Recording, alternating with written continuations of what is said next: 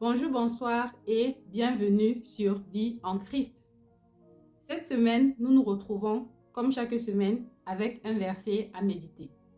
Le verset de cette semaine est celui de Galates 6 au verset 9. Dans ce verset, il est dit « Ne nous lassons pas de faire le bien, car nous moissonnerons au temps convenable si nous ne nous relâchons pas. » Avant de méditer ce verset, j'aimerais qu'on se pose une question. Combien de fois avons-nous déjà voulu abandonner ou bien avons-nous abandonné le bien que nous faisions à cause des difficultés que nous avons rencontrées? Ces difficultés pouvaient être des blessures, le manque d'attention ou bien de reconnaissance des personnes envers qui on désirait faire ce bien, ou bien d'autres choses qui nous ont refroidis dans notre élan de cœur. Je crois que cela est déjà arrivé à plusieurs d'entre nous. Et ceci est même prédit dans la Bible et nous pouvons le lire dans le verset de Matthieu 24, 12 qui nous dit qu'à cause de l'inéquité, la charité ou bien l'amour d'un grand nombre se refroidira.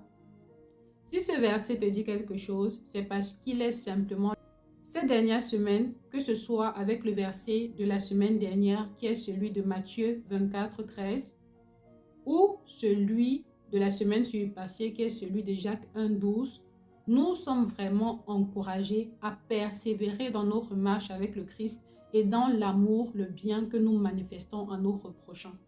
Dans une période où l'amour, la charité d'un grand nombre se refroidira à cause de l'iniquité qui sera vécue, nous, chrétiens, parce que nous avons en nous la force, la capacité de le faire par le Saint-Esprit, devons persévérer dans l'amour et dans les bonnes œuvres, car c'est cela qui fera notre différence.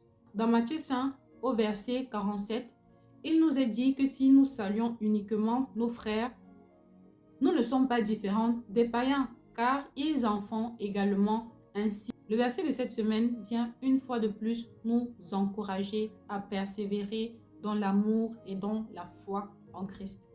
Le Seigneur Jésus, au travers de son Saint-Esprit, nous a donné la capacité de pouvoir persévérer dans l'amour du prochain, de pouvoir persévérer dans la foi, de pouvoir persévérer dans les bonnes œuvres, quelles que soient les blessures, les torts ou les différends que nous pouvons avoir vécus.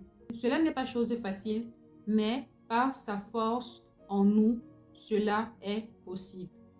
C'est tout pour la méditation de cette semaine. Merci d'être resté jusqu'à la fin.